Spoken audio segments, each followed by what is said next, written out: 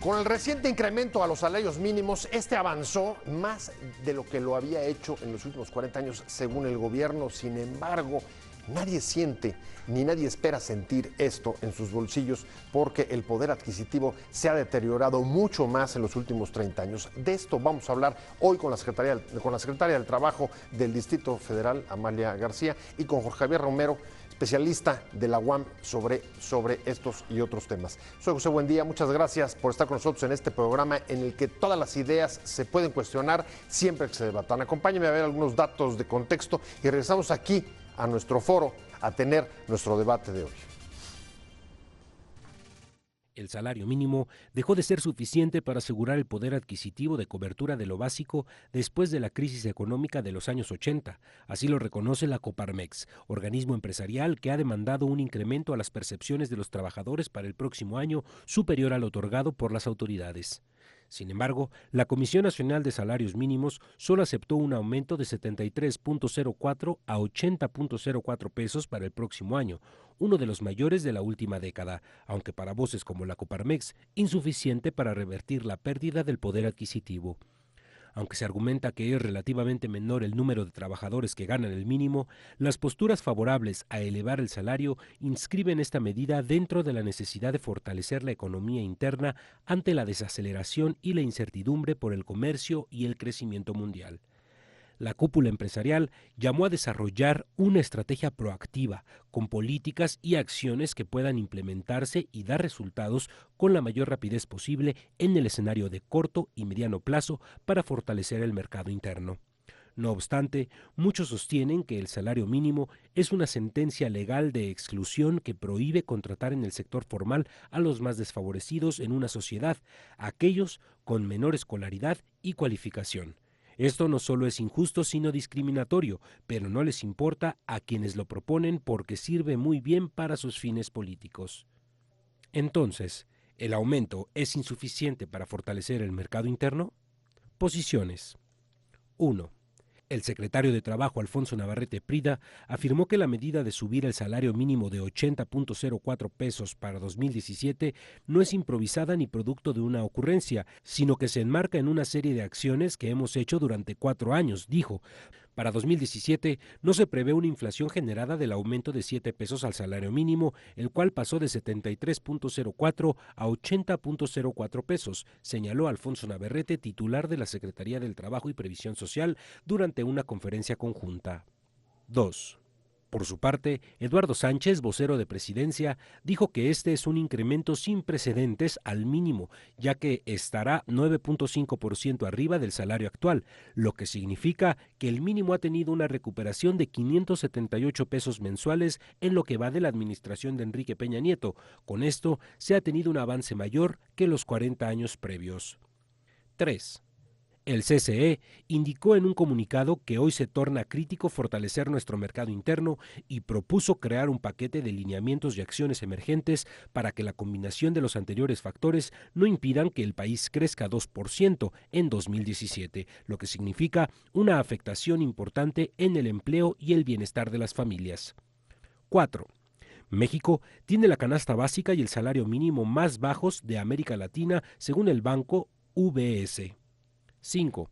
Aun cuando el reciente aumento a los salarios mínimos fue mejor que en años anteriores, este sigue siendo insuficiente para que el trabajador y su familia puedan alcanzar los niveles de vida digna que se requiere, señaló la Comisión Nacional de Derechos Humanos.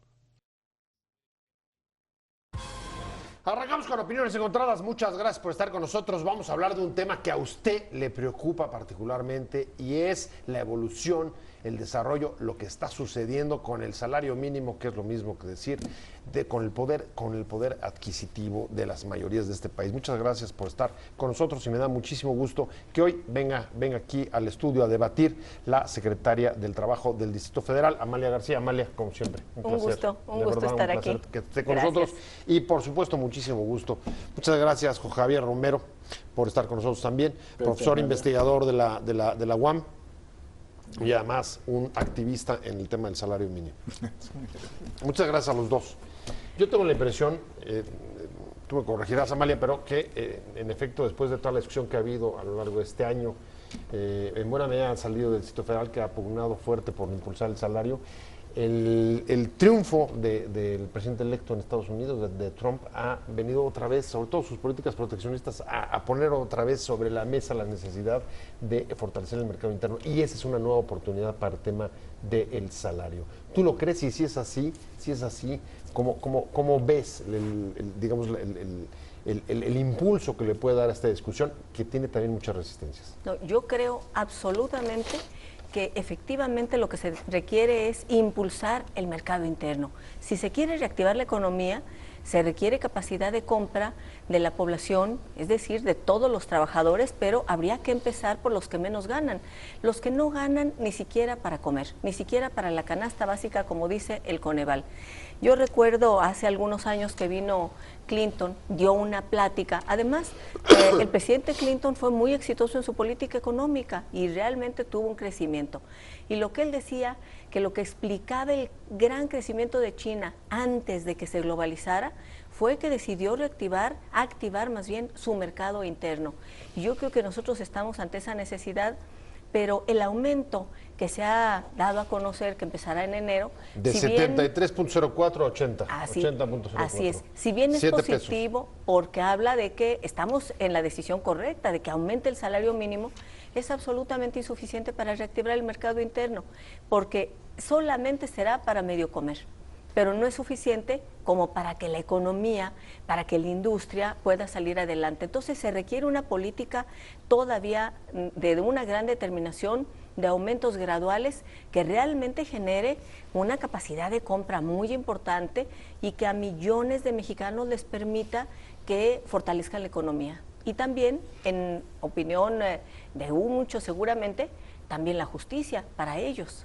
¿Coincides? Sí. A ver, lo que uno acaba de entender es, a ver, si realmente hay la intención de reactivar el mercado interno, y 7 pesos, ¿para qué te sirven? Si no te sirven para nada, entonces, ¿por qué esa cantidad? Sin duda alguna, estamos muy atrás de lo que debería ser el salario mínimo de acuerdo a su definición constitucional, pero muy, muy atrás. Y hay que hacer historia, una cosa muy importante, hay que recordar por qué se acabó frenando la economía mexicana después del llamado milagro.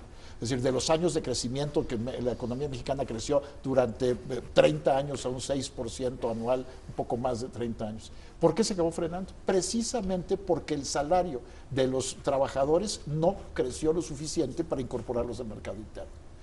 Se fueron marginando. Y tenemos un rezago en poder adquisitivo de los trabajadores enorme. Y por supuesto eso afecta la demanda agregada, como bien lo está planteando Amalia. Y de verdad, y es una cuestión no solo económica, sino también de justicia. No es posible que México tenga uno de los salarios mínimos más bajos de América. Creo que solamente Haití creo que tiene el salario mínimo más bajo que México, nada más. Pues sí, y arriba de nosotros creo que Colombia. Exacto, y estamos totalmente rezagados, y México se supone que es la 15ª economía del mundo. Hemos apostado muchísimo a ser un país exportador de manufacturas, pero por supuesto aquí tenemos un rezago enorme en la capacidad adquisitiva de los trabajadores. Ahí me preocupa. Académicos difícilmente van a estar en contra de esta medida. Políticos, me imagino que casi en todos los partidos más o menos el consenso va por ahí.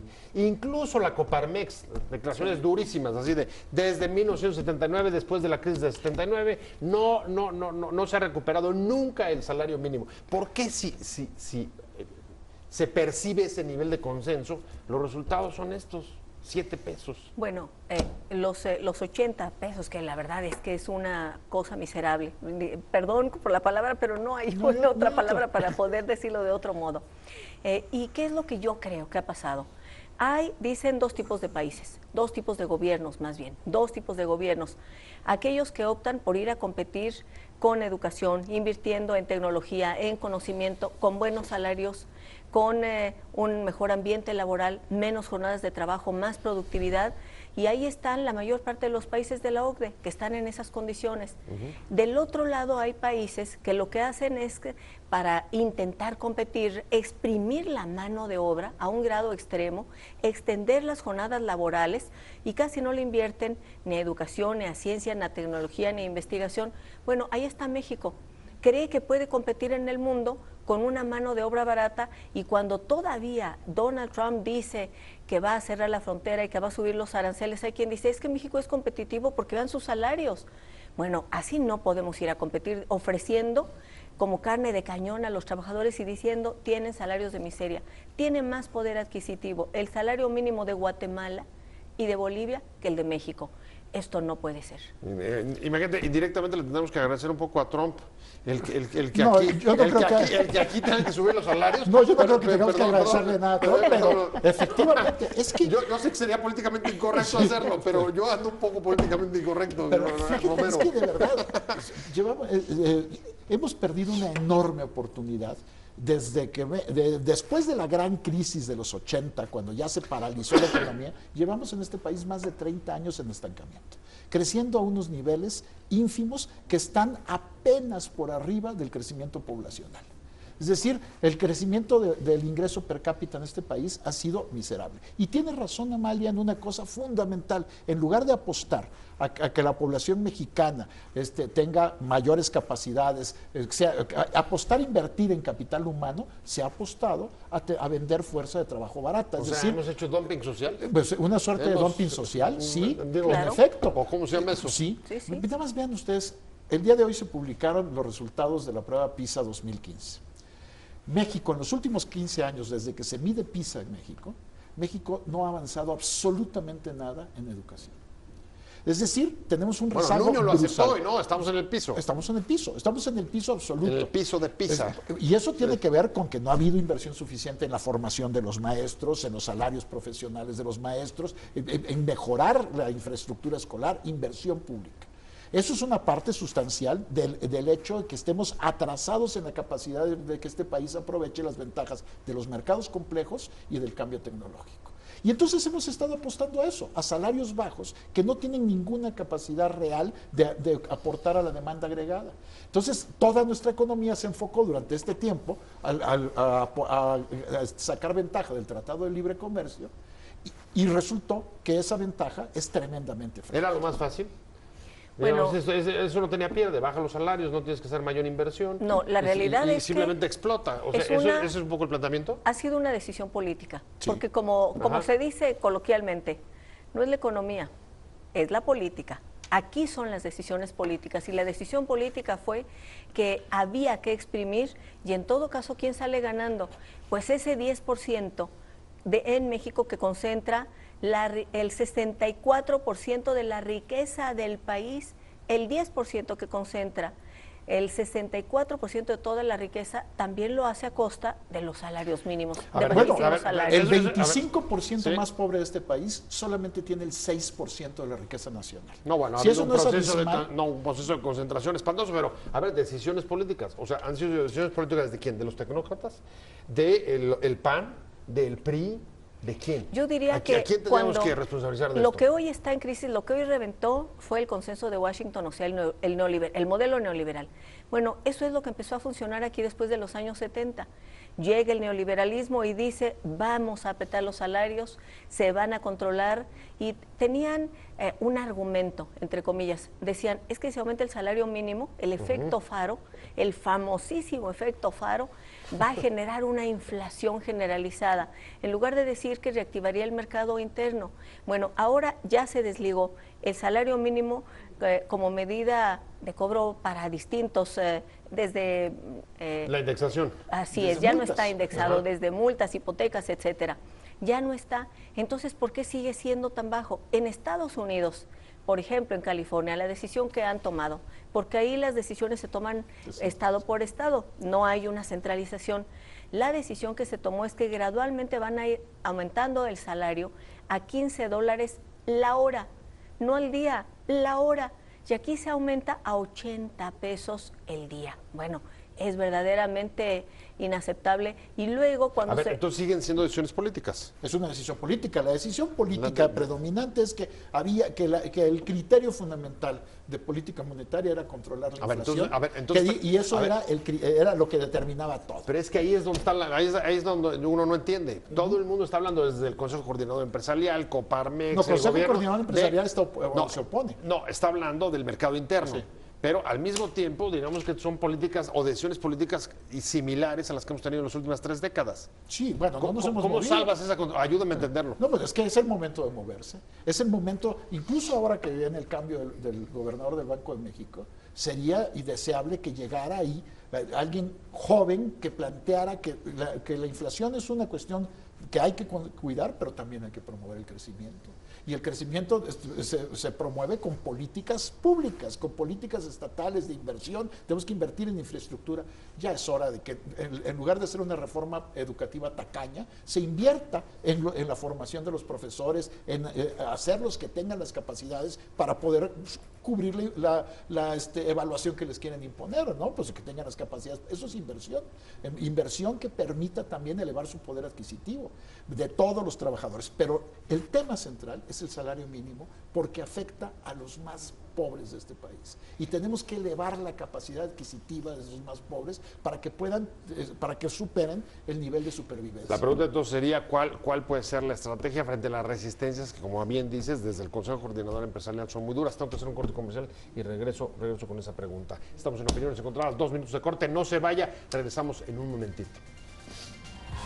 En efecto, el salario mínimo se mueve, pero la pregunta es hacia dónde y sobre todo y con qué velocidad. Estamos hablando con Javier Romero, profesor investigador de la UAM, y con Amalia García, secretaria del Trabajo. Me quedé contigo, Amalia, y el asunto es cuál es digamos, la estrategia, si hay este consenso para enfrentar a las principales resistencias, para llegar a un nivel que te pueda permitir que realmente abone para en realidad interno. No hay un consenso, pero incluso en el sector empresarial hay diferencias. Cuando Coparmex sale y dice tiene que aumentarse el salario mínimo, bueno, hubo voces muy fuertes de cámaras empresariales que salieron y dijeron no estamos de acuerdo y no pueden opinar. El Consejo Coordinador. Así es, y el Consejo Coordinador dijo no pueden opinar sin nuestro punto de vista, no se los permitimos, no puede ser así. Yo soy el organismo cúpula. Así es. Entonces son dos visiones. Aquellos que están acostumbrados a tener todo el respaldo sin conceder casi nada. Bueno, ahora mismo que finalmente ya se aceptó que aumente el salario a 80 pesos, lo que han declarado es que, bueno, que van a cargar con los costos que eso significa y que se van a sacrificar. Pues las ganancias son enormes. Si tenemos esa concentración de la que hemos hablado, tan grande de riqueza, si 10% concentra el 64% de la riqueza nacional, bueno, las ganancias no son tan pequeñas. Ha habido un mayor enriquecimiento de una cantidad muy pequeña, de un porcentaje muy pequeño, y un empobrecimiento cada vez mayor del resto. ¿Qué explica? Que con políticas sociales que han puesto el acento en el combate a la pobreza, Pronasol, Sedesol o como se llame, en lugar de tener menos pobres, tenemos más pobres. Pues que no se ha puesto el acento en el salario, porque la verdadera política social es empleo bien remunerado, de calidad, con seguridad social. Eso es a lo que tendría que tenerse. No deja de haber, Romero, y voy, digamos, al ser de abogado del diablo, no deja de haber quien dice incrementar los salarios es una forma, digamos, de cancelar la contratación, el empleo formal. Sí, claro, ese es el pretexto que siempre se pone. Y por el otro lado, también dentro del sector gubernamental, pero concretamente en el Banco de México hay enormes resistencias. Sí, porque ellos inflación y mercado formal, esos son los dos contraargumentos. Exactamente, esos son los dos contraargumentos. Bueno, pero, y hay otro aliado del estancamiento del salario, los sindicatos. Es increíble que la CTM haya sido un obstáculo para el aumento salarial en México. Ahora salieron a decir que debería subir a 100 pesos después de que llevan años siendo un elemento que ha garantizado el mantenimiento de los salarios bajos en este país. De verdad, nada más hay que ver los datos de la época aquella del gran crecimiento económico de México, cómo todo ese crecimiento se subsidió con salarios bajos. Pues son sindicatos muy modernos, cuidan la inflación, no el poder adquisitivo. No el poder adquisitivo. Y ese es uno de los grandes problemas que hemos tenido en México, que los trabajadores no han carecido de libertad sindical y por lo tanto no han tenido los instrumentos para defender sus intereses.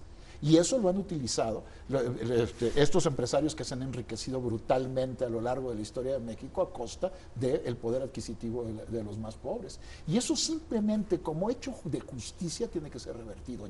Y necesitamos hacer una coalición redistributiva en este país porque ya no podemos sostener sin conflictividad social una situación como la que tenemos. Bueno, conflictividad social ya hay. Y hay ya conflictividad social está saliendo por todos lados. Yo me imagino que, digo, además del impacto político que pueda haber representado para la Ciudad de México salir con este tema, también debe tener que ver con lo que ustedes están viendo en la ciudad en términos de desempleo, el seguro de desempleo que entregan y las perspectivas de migración, tanto, lo comentábamos en el corte, de los trabajadores que se queden sin empleo en las zonas petroleras, como los que vayan a ser regresados de Estados Unidos.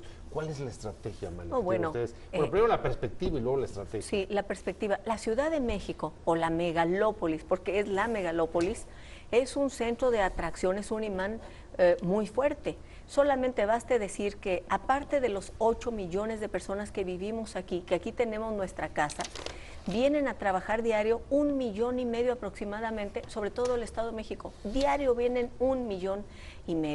Y sin duda que con las deportaciones que se anuncian, que además al parecer, si es que lo concreta Donald Trump, pero lo ha anunciado incluso ya siendo presidente electo, seguramente que van a ser en un corto tiempo, no en 8 años como lo hizo Obama, deportando 2 millones. A pesar de eso, han estado recibiendo una cantidad importante.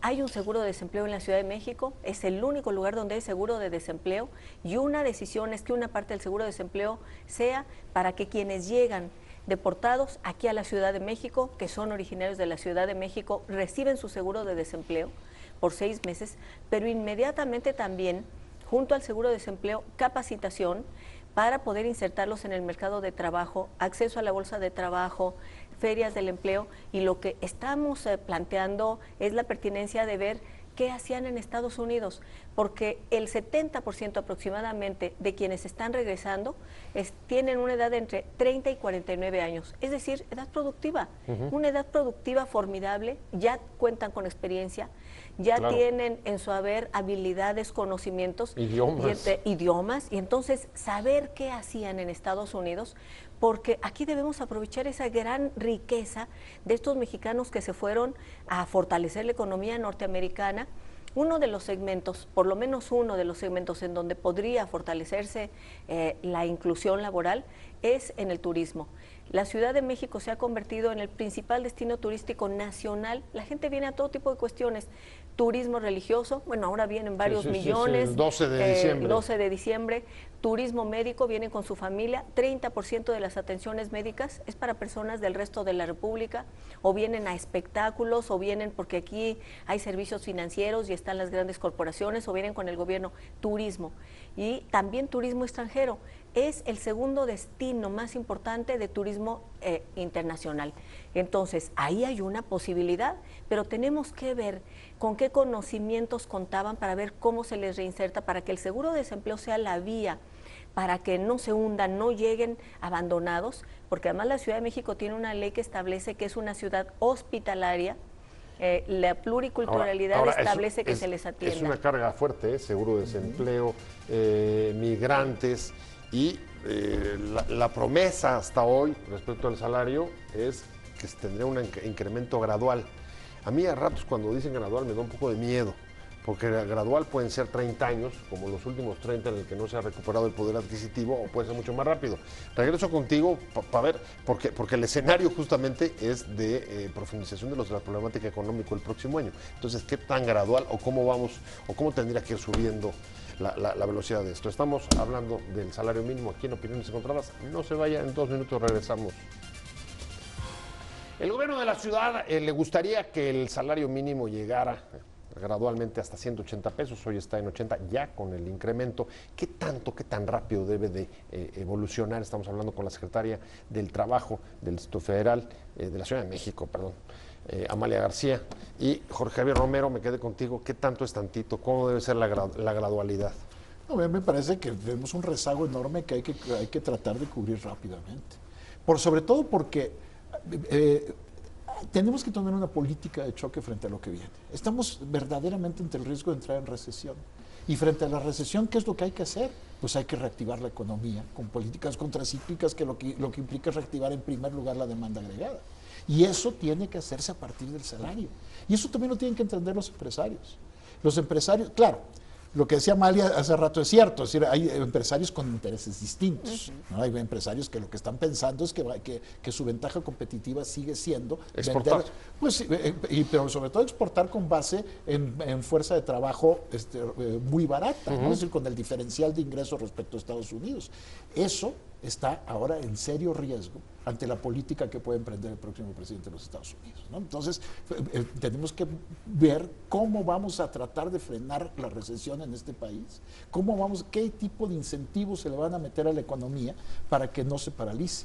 Porque si se paraliza la economía, toda la sociedad va a sufrir. Vamos a ver incremento de la inseguridad. De por sí estamos viviendo una crisis de violencia que ya lleva 10 años y se sigue deteriorando. O sea que digamos que el plan de un poco la velocidad tiene que ser en relación con el plan de choque y como la recesión es un fantasma que está ahí bastante posible, pues habría que atacarla. Ahora, en ese mismo contexto, Amalia, acaba de estar la semana pasada aquí la exsecretaria del Trabajo de España, del último gobierno de Rodríguez Zapatero, y nos decía en esta mesa, decía, lo único que me arrepiento, o lo que más me duele de mi gestión fue que frente a la crisis que nos vino en 2008, no tuvimos una política alternativa a las políticas de austeridad y ajuste, que son las que aquí también se aplican, claro, para poder enfrentar una crisis que nos ha postergado el crecimiento y la creación de empleo durante por lo menos media década. El asunto es que cuando se habla de políticas de austeridad y ajuste, quienes los pagan son los trabajadores, porque siempre los trabajadores, y siempre se dice, es que no es el momento para que los trabajadores puedan crecer, para que aumente su salario.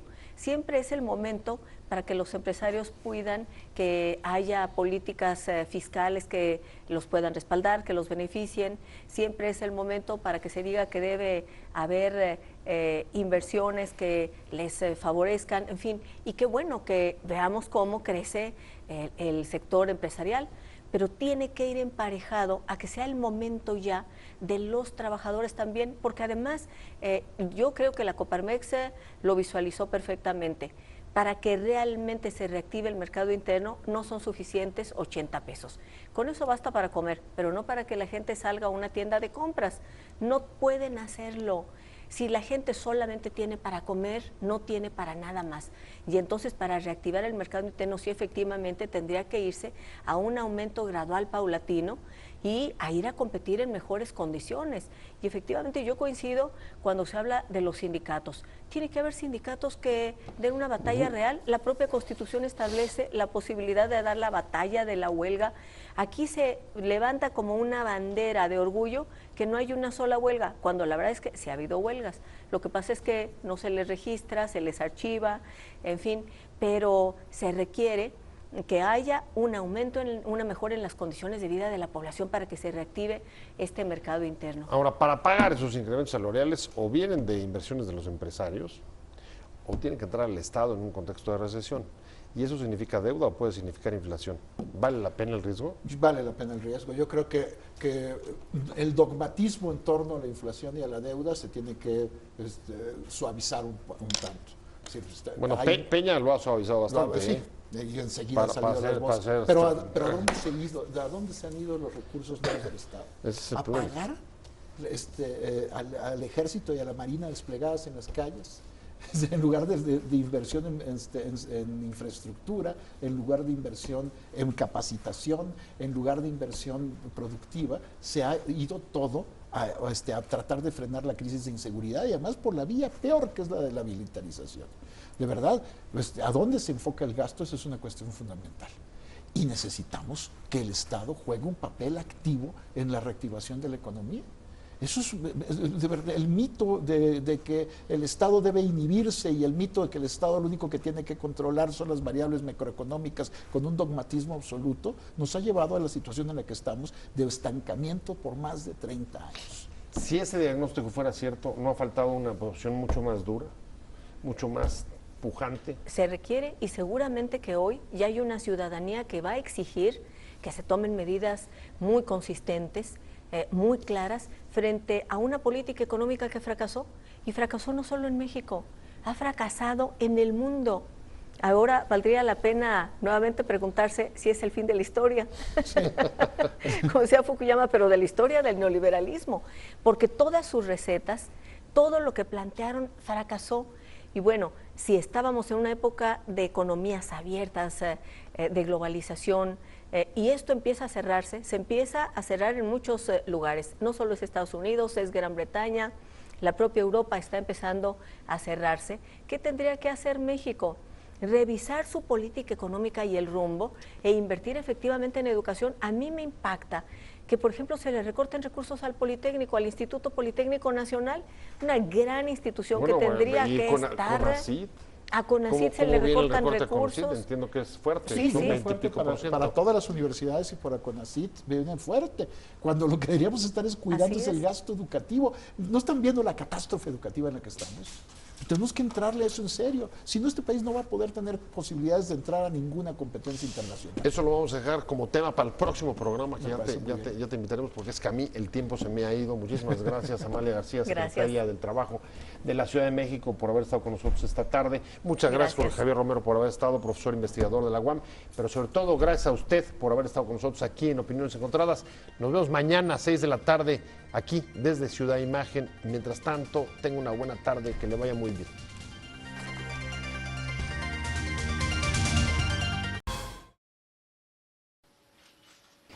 Te invitamos a seguir cuestionando la información con los siguientes videos.